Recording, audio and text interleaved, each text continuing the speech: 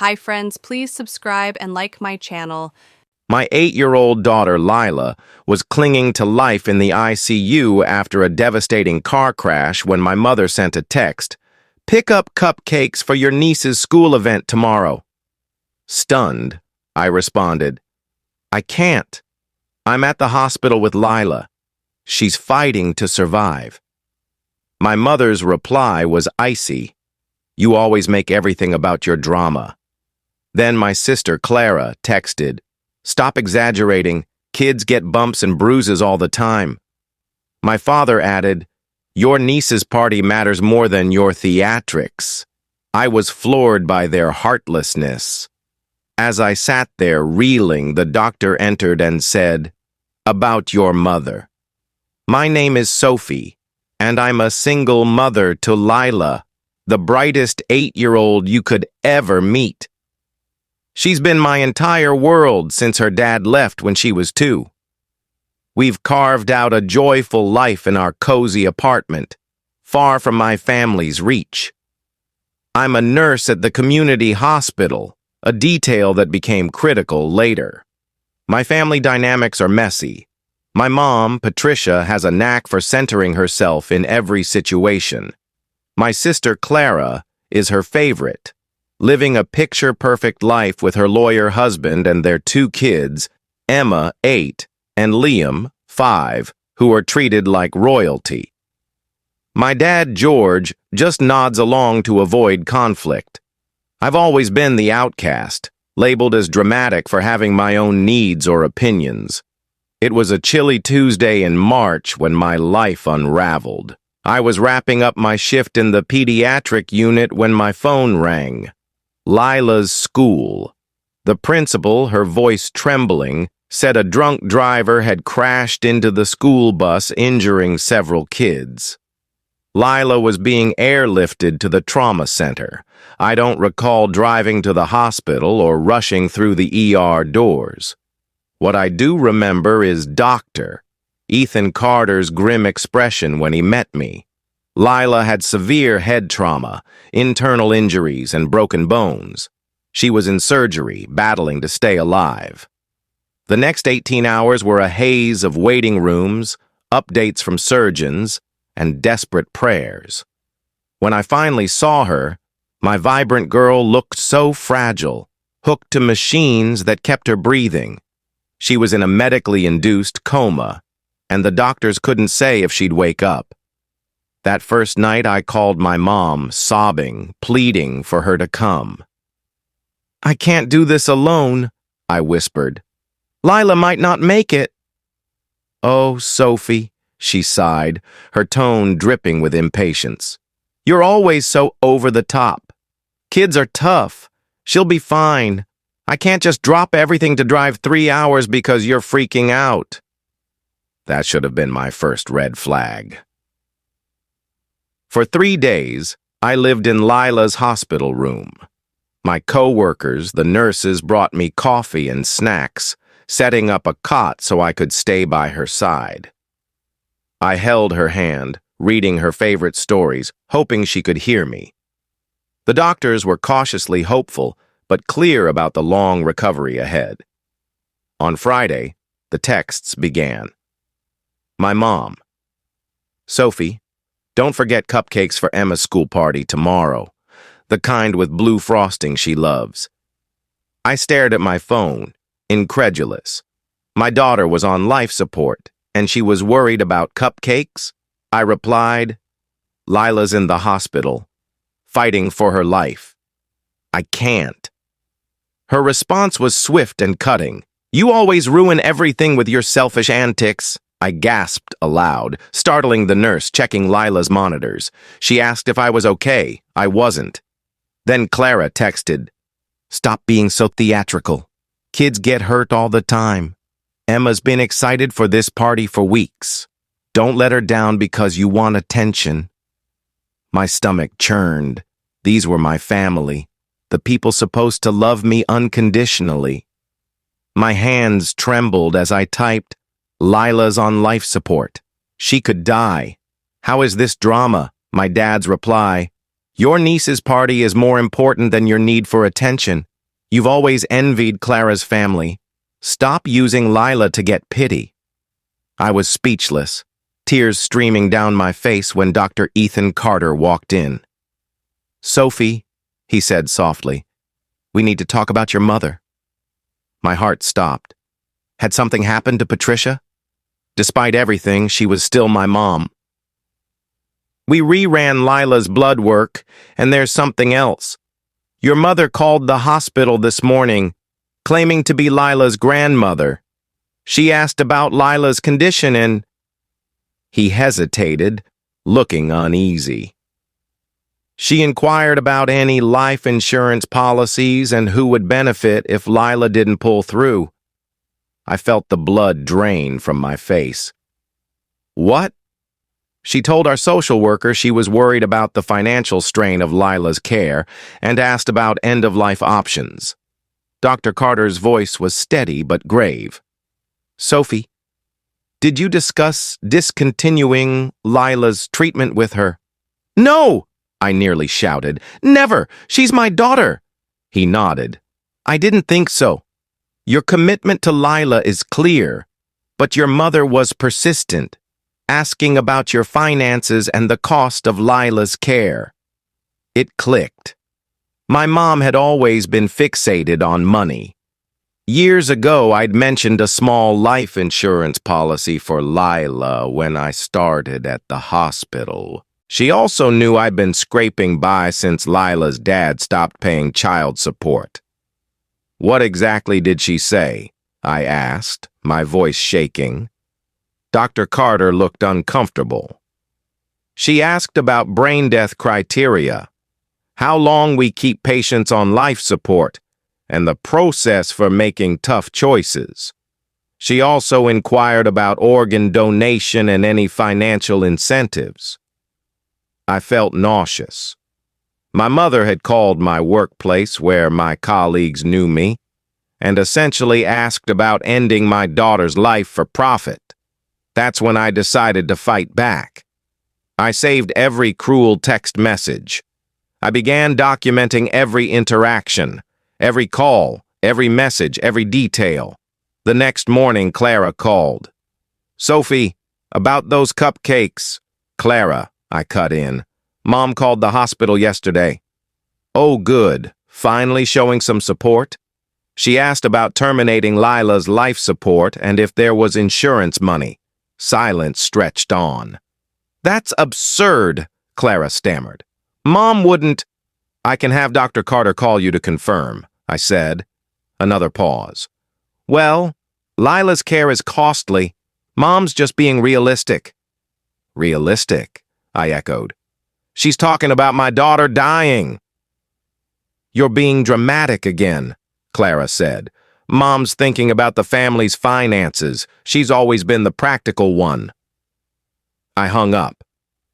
Over the next week, as Lila began to show small signs of improvement, my family sent a barrage of messages, not asking about her, but about when I'd resume family duties. Clara sent a bill for the cupcakes she'd bought for Emma's party. Mom asked if I could watch Liam the next weekend because she had plans. Not one asked about Lila's condition. On Tuesday, while helping Lila with her therapy, my dad texted, "Sophie, your mom's birthday is next month. She expects you to plan it, like always. The club's booked, so find another venue." On Tuesday, while helping Lila with her therapy, my dad texted, "Sophie, your mom's birthday is next month. She expects you to plan it like always. The club's booked, so find another venue." I was stunned. My mother's birthday was weeks away, and I was surviving on hospital food, barely sleeping, watching my daughter relearn to speak after a brain injury. And they wanted a party? Wednesday, Clara called. "Sophie, I know you're dealing with Lila's little mishap, but Emma's dance recital is this weekend. She wants you there with those chocolate roses she loves. Don't let her down." Little mishap? I said quietly. Lila was in a coma for weeks. She's awake now, right? Kids recover fast. You're blowing this out of proportion. Emma's recital matters too. I hung up, trembling with rage. My sister had just equated my daughter's near-death experience to a dance recital. That afternoon, Dr. Carter found me crying in the lounge. "Sophie, what's wrong? Is Lila okay?" "She's fine," I said, wiping my eyes. "It's my family.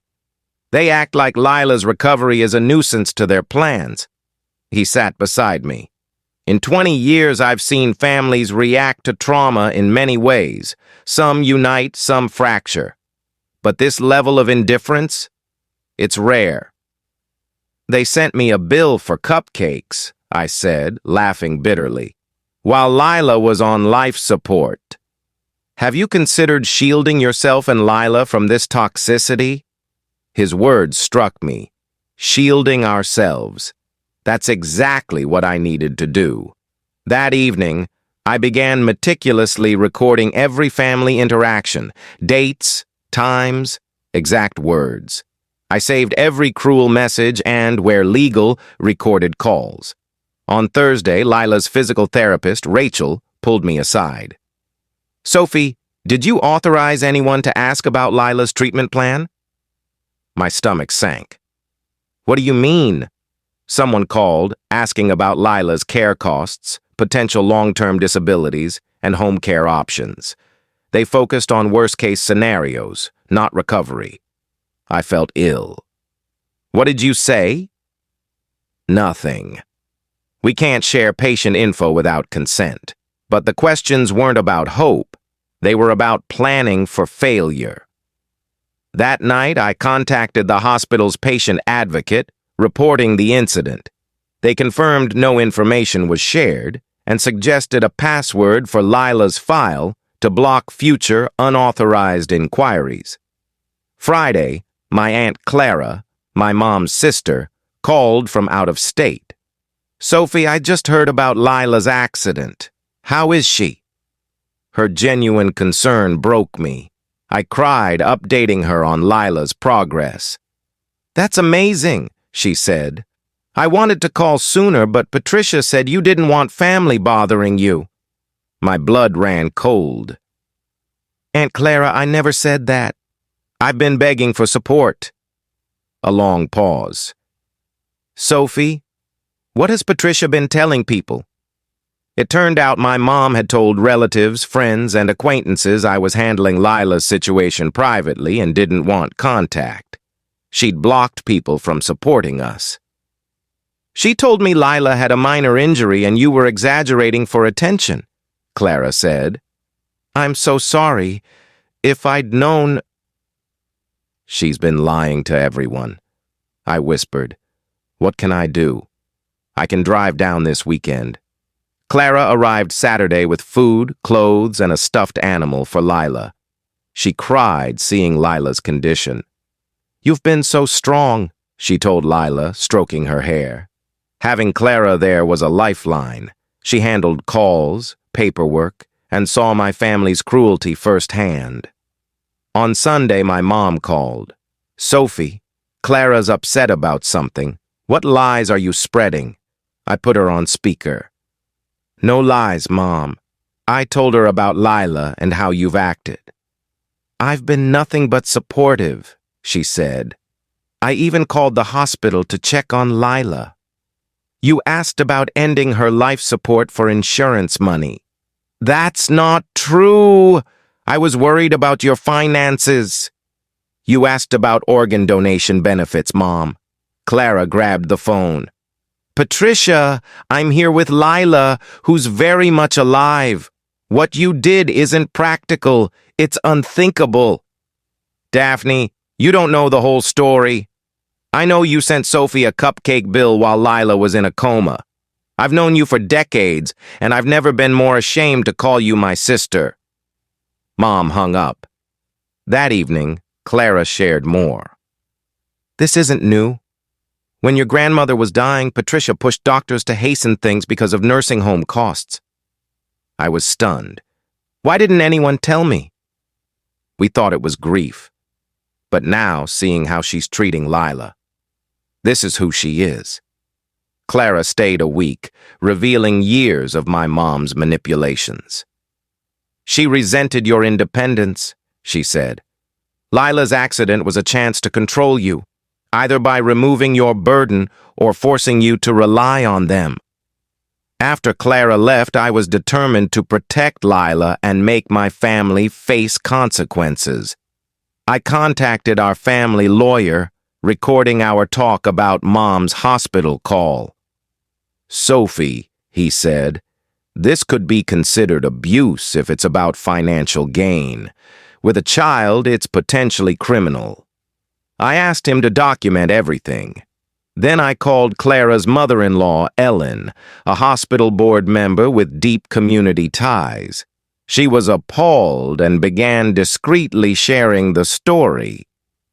In our small town, word spread fast. Clara's husband, Mark, was up for a promotion at his law firm. After Ellen's whispers, the partners questioned his character, citing his wife's support for ending a child's life support. Mom lost her church treasurer role after the pastor heard about her actions. Dad's construction business tanked as clients dropped him for calling Lila's struggle attention-seeking. But I wasn't done.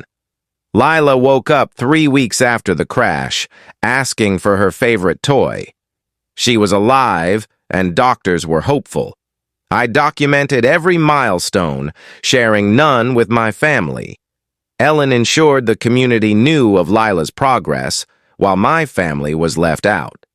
A month later, Clara showed up at the hospital. Sophie, this feud is ridiculous. Mom's hurt you won't talk. Your mom asked about killing my daughter for money, I said. You're blowing it out of proportion, she snapped. I have hospital records. Want to see them? Her face paled. Look, we know you've struggled since Lila's dad left. Sometimes things happen for a reason. Get out, I said. Out of Lila's room. Out of our lives. 2 months later, Lila was home, thriving in therapy. Ellen called with news. Clara and Mark were divorcing. Clara's affair with her trainer had surfaced, and her texts about Lila were used in court to limit her custody. Mom's loan application to help Clara was denied due to her tarnished reputation. 3 months post-accident, Mom texted, Sophie, there's been a misunderstanding. I love Lila. Can we talk? I looked at Lila, coloring happily, unaware her grandmother had inquired about ending her life. I deleted the message. 6 months later, Lila was back in school, and we'd built a new family with other crash victims' parents. Ellen introduced me to her son, a kind pediatric nurse who adored Lila. An unexpected inheritance from a great aunt gave us a fresh start. But the final twist came from Lila's teacher. Sophie. Emma's been saying her grandma claimed Lila faked her injuries for attention. My heart ached for my niece, caught in my family's lies. Their attempt to smear us had backfired, isolating their own child. The consequences kept rolling. Mark's demotion, Mom's social ostracism, Dad's business collapse, all stemmed from their own actions. When Dad tried confronting me at the hospital, I stood firm. You called Lila's fight for life attention-seeking, I said. You're not welcome here.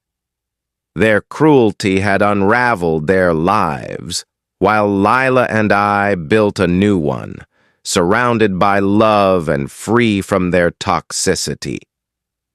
Thank you for watching Story. Please subscribe and hit the notification bell for more real-life stories.